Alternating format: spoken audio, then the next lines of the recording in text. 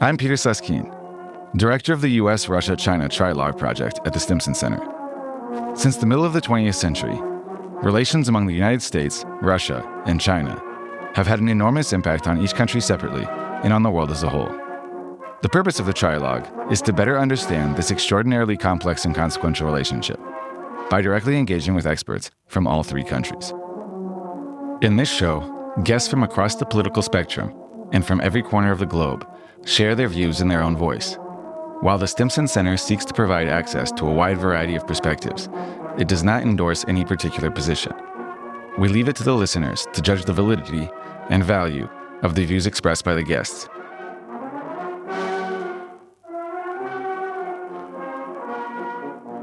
Hi all. We took a bit of a pause in November and December due to travel, holidays, and other obligations and distractions. But we're back now and hope to return to a regular rhythm of releasing episodes roughly every 2 weeks. We have some great guests lined up, so please keep a lookout for new episodes.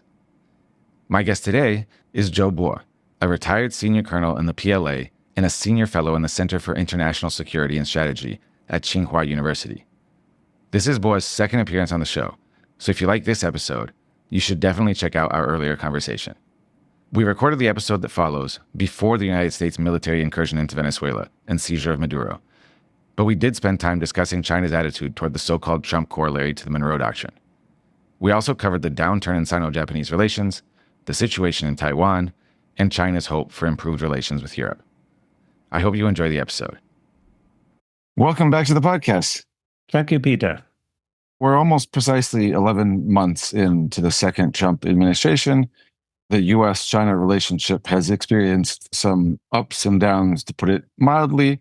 So where have we arrived? How did we get here? Can you give us a rough overview of the first year, more or less, of the Trump administration?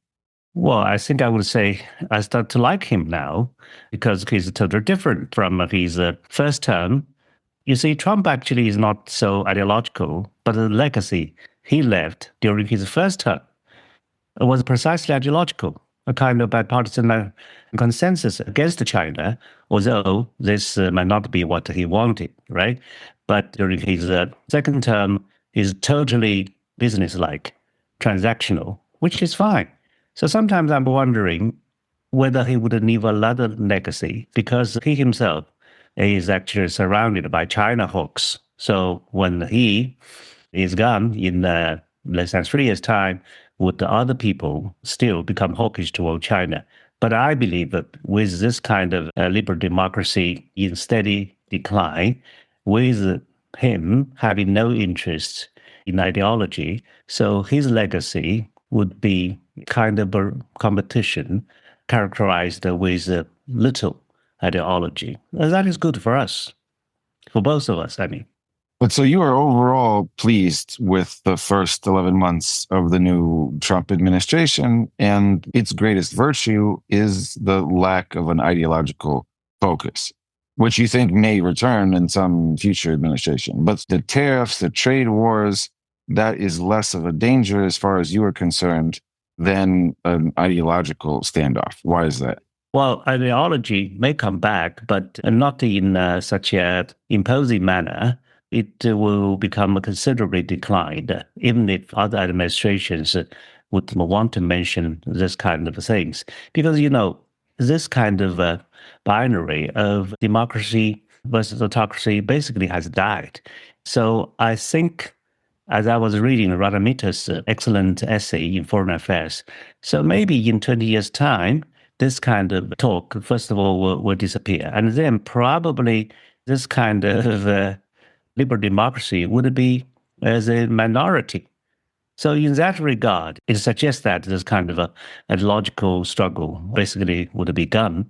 When it comes to But so explain why Beijing likes the ideological domain for the struggle least.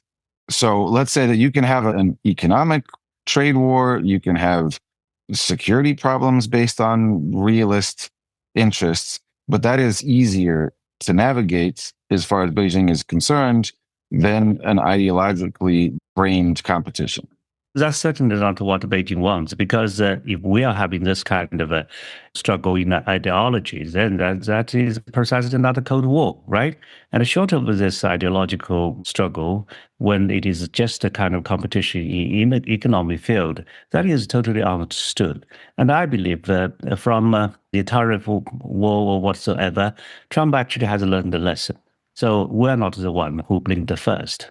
So I think his attitudes toward China are different from his attitude toward other countries. He tried his best to impose tariff on China, but it didn't work. So I think he's changing So you his think strategy. the U.S. blinked first? Yes, of course. And that China is the only country in the world that forced the U.S. to blink in this trade standoff? Yes, I think in a way, China is a leader in this war against the United States. I mean, when it comes to this kind of unjustified tariff war on the rest of the world by Trump administration. What makes it unjustified? I mean, China also clearly instrumentalizes its economic power for its own good. What's wrong with that? Well, you see, China is not the one who initiated this war because... No, I'm not talking about this in particular. Just as a matter of principle, there is no law of physics or norm of ethics that makes global free trade inevitable. There are any number of instruments that countries can employ in order to improve their economic situations. Tariffs have long been one such instrument. Why is it unjustified to use them? Well, because trading essentially is mutually beneficial. And if this kind of trading has been going on for decades, there must be some reasons why these kind of trading are justifiable. And his war is not only against China, it is against the whole world to different degrees. And people talk about how these threats have so many loopholes. The fact is he would not become very much successful, especially when it comes to such a powerful country like China, who also have their own lethal weapons. Sometimes I wonder why, if rare earth is such a powerful weapon, why haven't they found it before? I think we were pushed to the corner, and then we found out, okay, we also have some lethal weapons like soybeans, so on and so forth. So that is why, business is mutually beneficial. If you push too hard on someone, it might just backfire.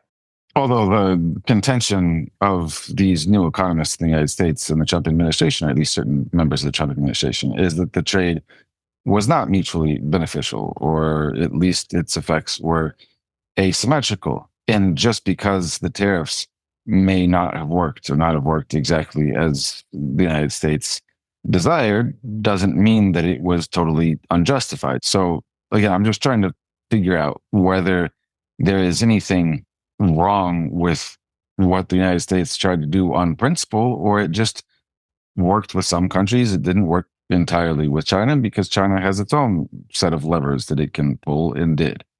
Well, I think Trump has a different idea from his predecessors, especially on this kind of trading issues. Yeah, he basically thought the rest of the world is free riding on the United States and so on and so forth. He has been talking like that. But there could be different situations. For example, I can tend to consider he's right on NATO to ask them to either share the burden or shifting the burden. Because as an outsider, I would say, why should the United States, a country far away from Europe, pay 70% of the budget? It doesn't sound logical. And NATO has so many countries, right? So why can't these European countries pay the lion's share? So that makes a lot of sense to me. So why does it make more sense to rebalance the transatlantic relationship than to rebalance the U.S.-China relationship? Because the U.S.-China relationship, you might argue, is mutually beneficial in some respects.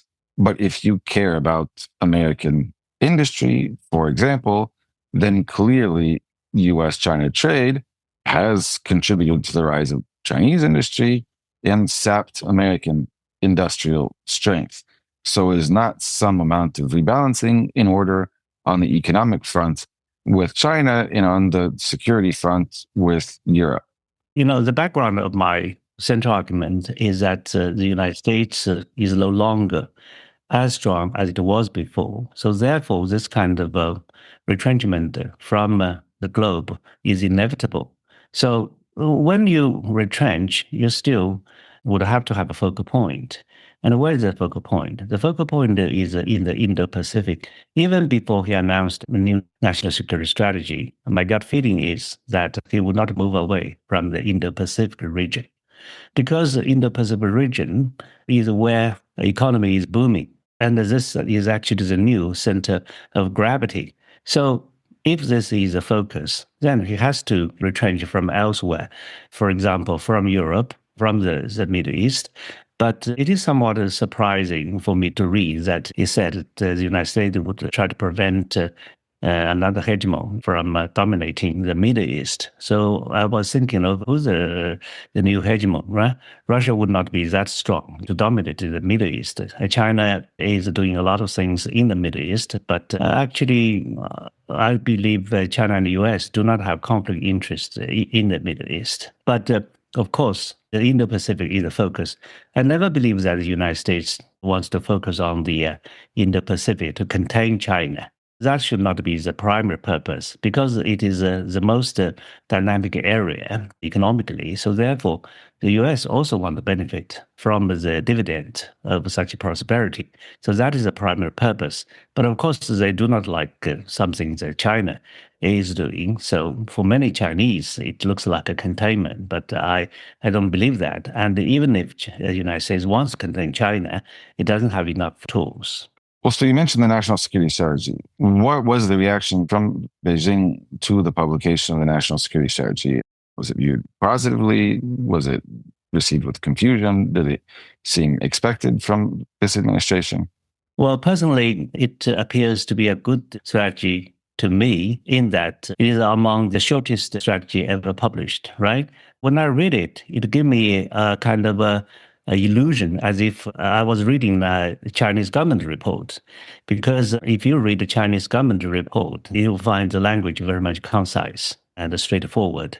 And this kind of style in American writing is surprising to me, because I attend to so many Shangri-La dialogues, for example. I can almost tell how the speeches of American Secretary of Defense would look like, because of this kind of sequence is quite familiar to me. So language itself is concise and precise, and it is very much focused just on 5 core interests. Of course, everybody talked about how the United States is having a Doctrine, right? Rather just similar to the Monroe Doctrine. So again, that is a reflection of the declining American strengths, because historically, the United States was strong to the rest of the world. And so this is a reflection of a declining of American strengths. But again, on the next 4 points, much of the same things were repeated when he talked about freedom of navigation, the importance of allies, and free and open Indo-Pacific. So that's my impression.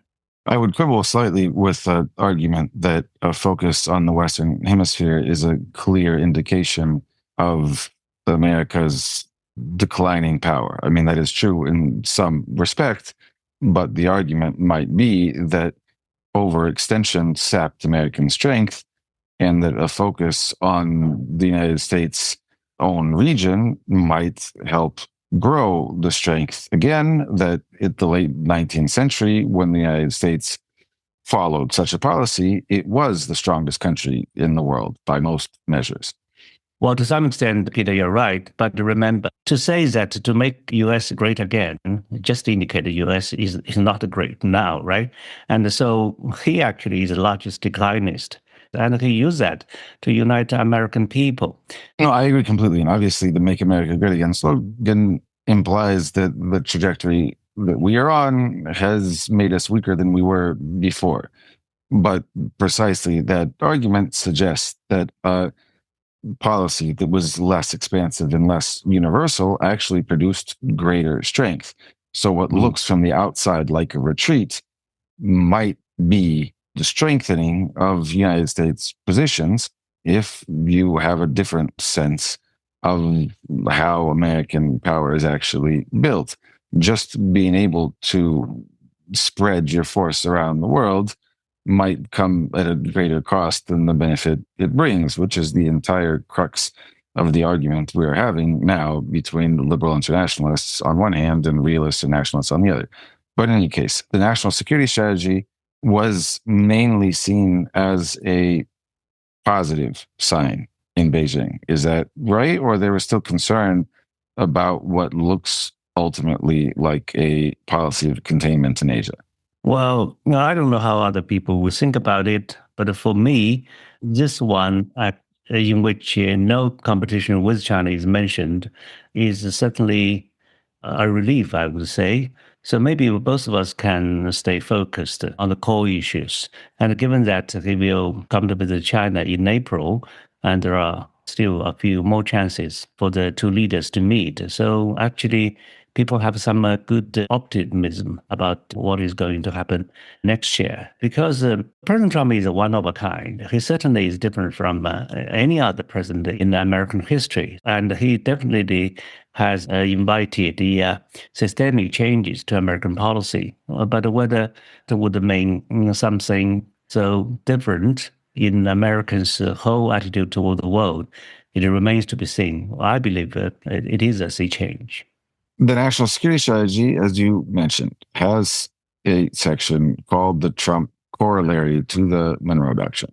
This is obviously a historical American policy, which is being revived, originally directed against the so-called Old World, which was Europe.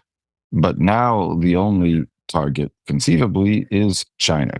What has been the reaction in China to this declaration of a new Monroe Doctrine? Is there a sense that China's positions, its economic investments in Latin America will now come under assault from the United States?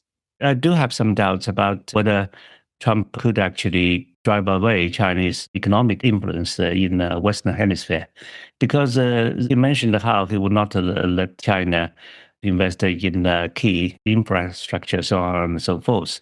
But that kind of things are purely economic activities welcomed by the recipient nations. For example, if Chile wants to sell more cherries to China, and if we want to make the farms in Chile able to produce more cherries, would not affect American national security. So I believe China would be very careful to be involved militarily with these countries in the Western Hemisphere, since he has already placed it as a top priority. But China is never really interested in expanding military activity in Western Hemisphere. It makes no sense. So I don't believe there would be a clash of interest between China and the US in the Western Hemisphere. But one can imagine an American government with these declared priorities exerting political pressure on governments in Latin America to do business with American companies instead of Chinese companies. So you mentioned Chile. They just had an election. A right-winger won. Just across the Andes, you have Javier Milei, who was a great Trump darling. So there seems to be somewhat of a swing, at least in the Southern Cone. And again, business is not immune to political influence and machinations. So is China not worried that there's going to be a concerted political effort driven from Washington to push Chinese business interests out? Well, yeah, it could happen because when we talk about China, we're actually talking about a global China now. China's influence is everywhere. But I just wish personally that China's activities elsewhere would be focused in economic fields. For example, in Central Asia, which is Russia's traditional sphere of influence, I think China is very careful not to do too many things military there. So most of the security issues are left to Shanghai Cooperation Organization. Yeah, if you look at China's periphery, actually, I would say Central Asia is where China had the least problems. But because of Russia's influence, so we are very much careful. So I think in the Western Hemisphere, we'll be equally careful. You're saying that the way that China has operated in Central Asia, being careful not to step on Russian toes where Moscow believes it has a traditional sphere of influence, especially by avoiding military presence, that provides a model for Chinese investment in Latin America that would not necessarily ruffle American feathers. I think so, yeah. So let's pivot to Japan.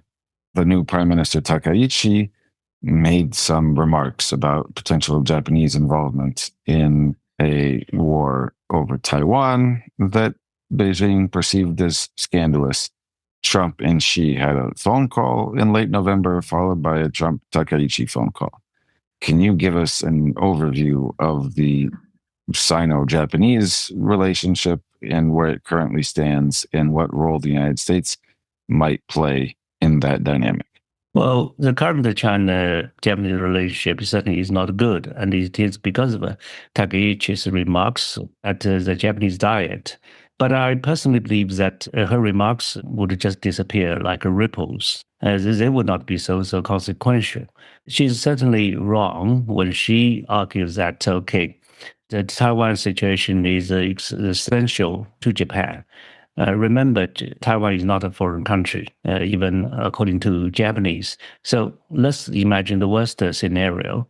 If there is an attack by the Chinese mainland against Taiwan in the worst scenario, and if a few rocket bomb shells fall into the Japanese water accidentally, would that constitute an existential threat to Japan?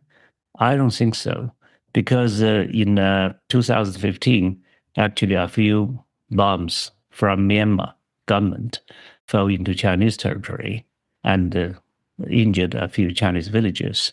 But we resolved that quietly because we do not believe that was intentional, right? So that was resolved. This is exactly what I mean when it comes to Japan. Because if the Japanese government doesn't believe China is doing that intentionally, why would it has to react as if it is a kind of an essential threat to Japan? And besides, even if they act like it is an essential threat, could Japan prevail over China militarily? There's no way Japan can win over China. So why making such a fuss? So this is an example, the tail wagging the dog. Yes, so Japan is trying to involve the United States. But so you mentioned that China didn't react to a few rockets from Myanmar that landed in China, that Japan can't do anything militarily to China, even if it wanted to. So given this apparent level of self-confidence, why did the Chinese government, Chinese population react so acutely to Takaichi's statement? Why not just brush it off? Well, you see, Japan is certainly different from Myanmar because she is a prime minister. She has described this kind of situation as an existential threat to Japan, which suggests that Japan would actually use military means against China. And situations, so just to be clear what she said, if there were a war over Taiwan, if there were a mainland attack on Taiwan, she implied that Japan would become involved because it would be an existential issue for Japan, right? Yeah, something like that, yes. Because even Japanese government recognized Taiwan being part of China, and China certainly would just take a military attack as a last resort. So only talking about hypothetical scenarios. There's no guarantee that a war will definitely occur in Taiwan Strait. So you see, I've been talking about the three ambiguities, three strategic ambiguities. The first one actually comes from China, because China has never talked about a timeline of such an attack. And why is that? Because China still has hope of peaceful reunification. Yeah, so it would not talk about the so-called timeline. And this is why so many American generals and admirals have been guessing. So short of China mentioning a timeline, then the United States, of course, would be ambiguous. And then comes to American allies, including Japan and Australia. And their participation can only be conditional, that is, to support Americans' military intervention. So that's why I'm saying that this is an example of the tail trying to wag the dog. Because if the United States hasn't made it clear if they would intervene militarily or not, how could Japan say that we definitely will become involved? So that is why she's too stupid in this case. But what is her motivation? So why would the tail want to wag the dog in this instance? You think that Takaichi, by making this declaration, hoped to make the American position on Taiwan more forceful? Yeah, well, I think she probably didn't realize what she was saying when she was pushed on that question, because what I was saying is a logic that should be followed. And in violating this kind of logic, her remarks would not make sense. Because even before her remarks, Japan and Australia was pushed by Peter Hexes to talk about this scenario, whether they would come to fight PLA, should there be a war in Taiwan Strait. And both Australian government and the Japanese government refused to answer this hypothetical question. And that makes a lot of sense, because if American policy itself is a kind of strategic ambiguity, why would Japan and Australia clarifying their position at this moment? But so in that case, perhaps Takaichi just misread the American message, that she thought she was being asked to clarify. She clarified, and then it turned out that perhaps that wasn't quite what Washington wanted after all. Well, I don't know what she was thinking, but she certainly was criticized, and she got a call from Trump himself, right? With some warnings, although the Japanese government denied that, but I'm sure they will try the best to deny that. But that certainly has happened after a call between President Xi and President Trump. So I think that the United States was frustrated because there are so many stakes in maintaining this important relationship with China and with President Trump, definitely coming to China in April with issues pending in economic interactions. So all of a sudden, this kind of disturbance would make Trump unhappy, I would say. So how were those two calls understood in Beijing? Was this crisis management and emergency averted, or was this a sign that the relationship has stabilized, that China has a concern? The two leaders talk. Trump then relays the message to Tokyo. And this is a demonstration that these two great powers actually understand one another's red lines and is the foundation to build on going forward. Well, you see, Americans' policy was a kind of a strategic ambiguity. But if this is a pendulum, so to which direction would it swing to in the future? I think there was a kind of a possibility, as some American scholars mentioned. In the future, a kind of a strategic clarity probably is moving in the direction of no support, that a clear declaration of no support to Taiwan's independence. In that regard, actually, the United States is sending a signal to its allies so that things are moving in a total opposite direction. From China's point of view, you can see that China is still having patience. As a rule of thumb, I believe in the future, China will have more confidence in the China-US relationship. And this kind of Taiwan issue would still be resolved by and large peacefully, because Taiwan is on our side and Taiwan cannot move away. So even the American allies are not stupid. They won't necessarily fight along with American soldiers, even in a Western scenario. So this is my guessing. To imagine Japan and Australia be involved in a direct confrontation with a nuclear weapon state like China. So this would be a very, very difficult decision for them to take. So basically, I believe whether U.S. would be involved or not, well, it's not a sure thing. And even if the U.S.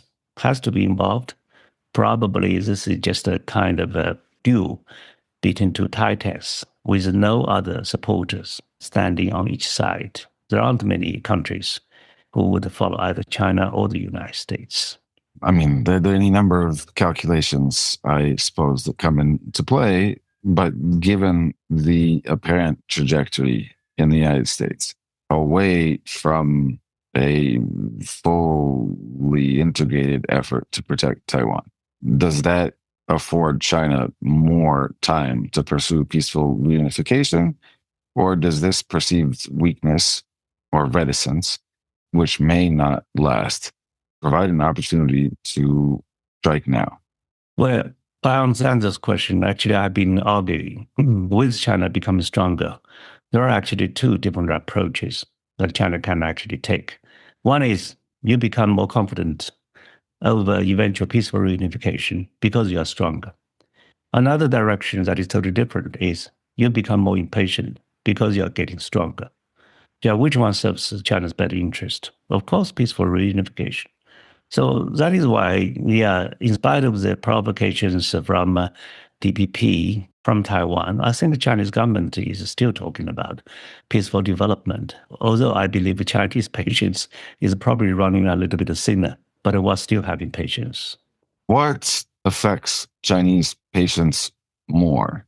American policy, the policy of U.S. allies in the region, or Taiwan's own attitude toward the mainland?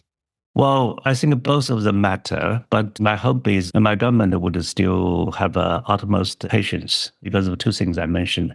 Taiwan would not move away, and time is on the side of the Chinese mainland, right? So you see, when it comes to this island, I think we are almost having the worst situation because two authorities are all from the DPP, and who knows whether the next one would still be DPP or not. But I don't believe the Taiwanese people are stupid because in this so-called great recall to the legislature, actually the DPP had a landslide defeat. So that means the legislature is controlled by Kuomintang. So I think the Taiwanese people are very clever to strike such a balance. So we still have confidence in their confidence. But if forced to choose, what would you find most meaningful or most reassuring? A slight change in American policy or in Taipei policy? Well, I think the American government has already changed, yeah, at least in terms of a Trump administration. But whether the next one would be the same or slightly different, it remains to be seen. When people talk about the situation, people like to use this word as the status quo, right? But I always argue that nothing is static. Status quo actually is not something static. It is constantly changing. Thanks to Nancy Pelosi's visit, the situation in the Taiwan Strait actually has changed for good because nowadays the Chinese warplanes would just fly to the other side, regardless of the so-called middle line. So that is a new status quo, which is already irreversible. So Nancy Pelosi's visit was a great boon for Chinese position. Oh, of course, it is a godsend to China because we had 4 consecutive days joint exercise around the island. Without Nancy Pelosi's visit, how can you do anything like that, right? Well, you have to think of a big excuse for you to all of a sudden do that. So I think that is exactly a result. Okay, from a potential conflict to one that is currently ongoing and hopefully ending. What do you make of the war in Ukraine? Europe gathered in Brussels with the hope of confiscating Russian frozen assets. It did not do so. Witkoff has come to Moscow yet again with a 28-point plan. There have been any number of other moves in this area.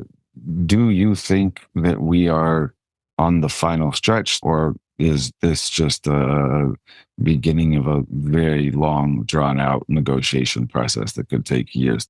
Well, I think the situation is becoming clearer, but now the Europeans decide to intervene. So that makes the whole picture more complicated, right? So according to what I heard from some Russian experts, they by and large like the peace plan proposed by Donald Trump, although they believe that it will still take them a few months to iron out minor differences. But in general, they're happy with the plan. But the point is now Ukraine, together with Europe, they're not happy with the plan. And the latest development is that Europe is talking about sending troops to the soil of Ukraine. Do they really want to do that, or do they really want to fight for Ukraine? I have some doubts.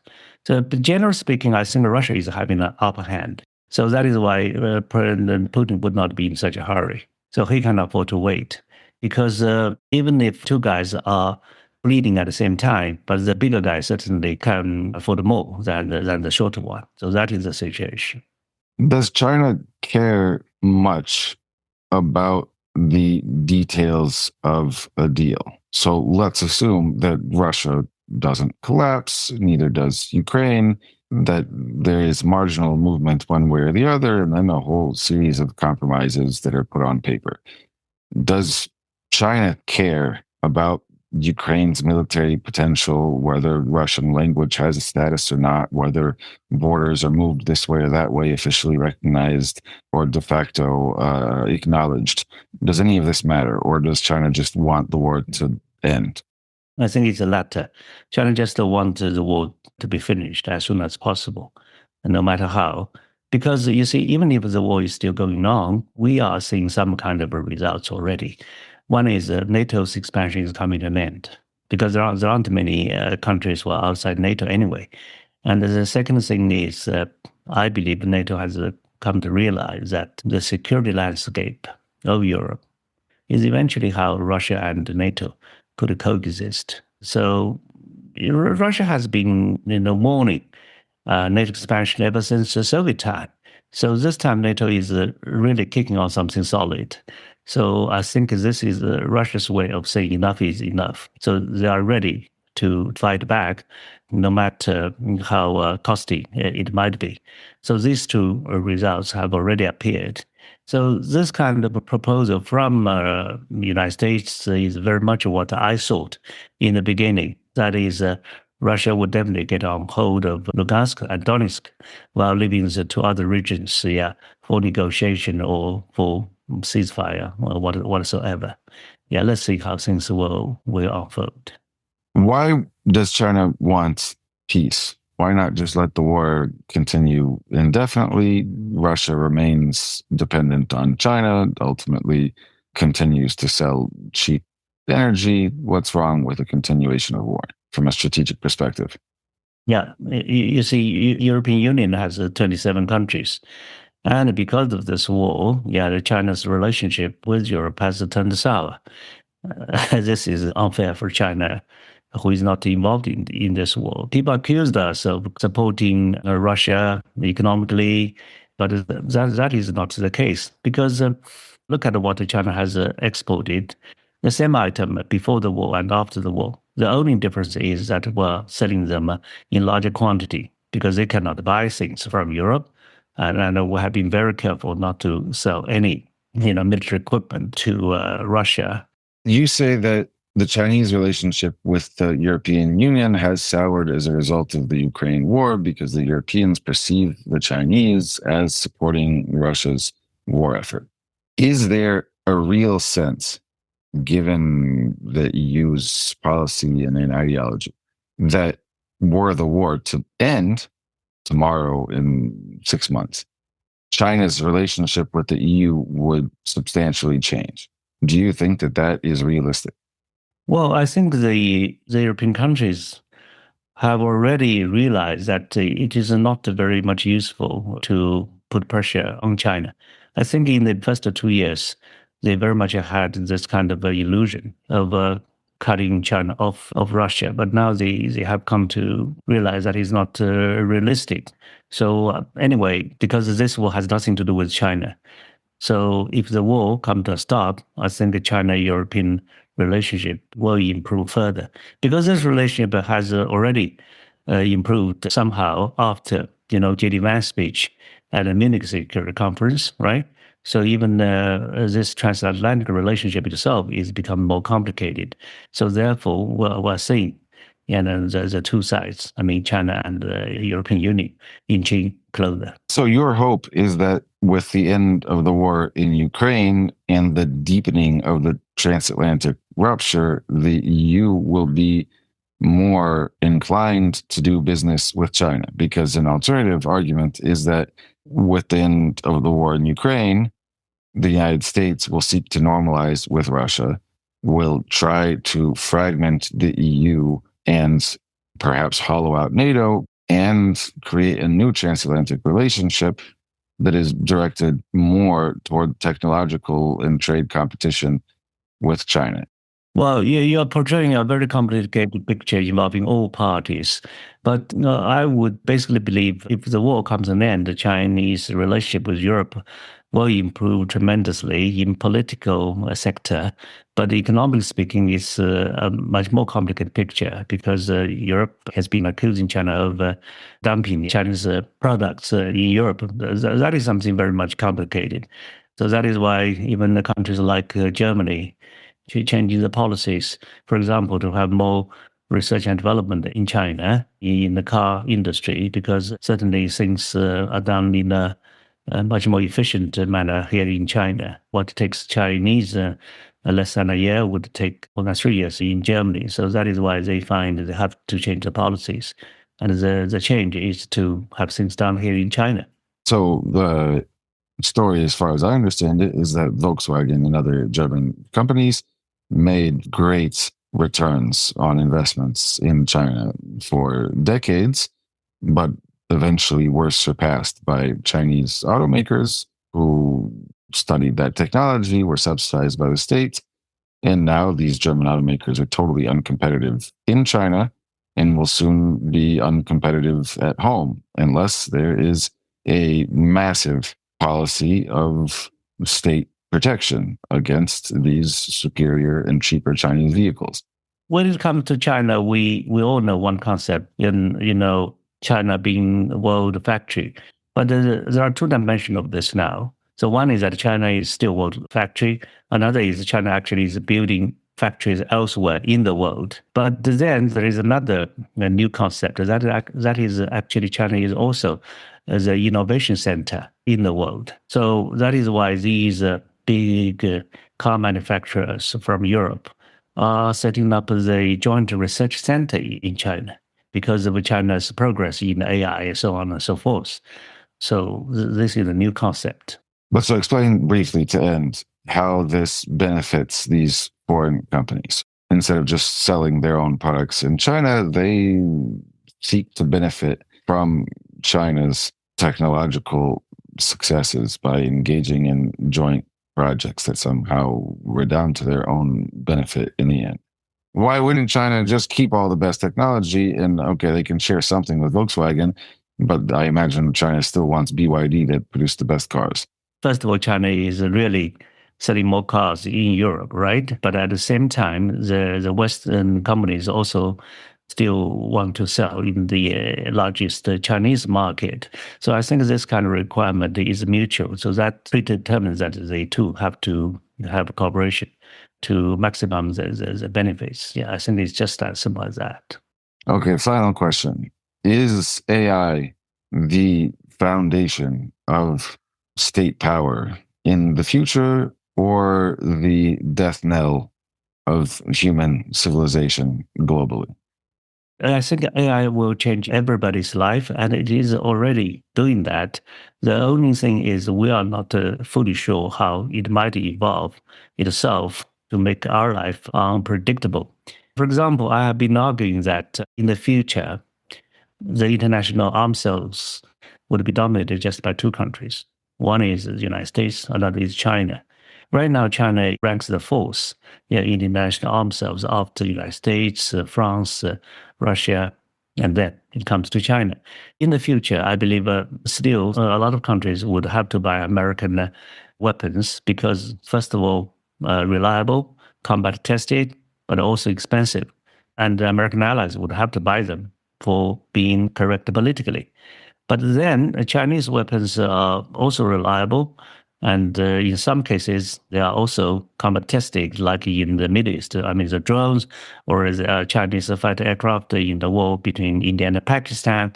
But what is in common between China and the United States is that they are all dominant in AI application. So you haven't heard much from Japan or Europe. So that is why in the future, the war will be conducted more and more with drones.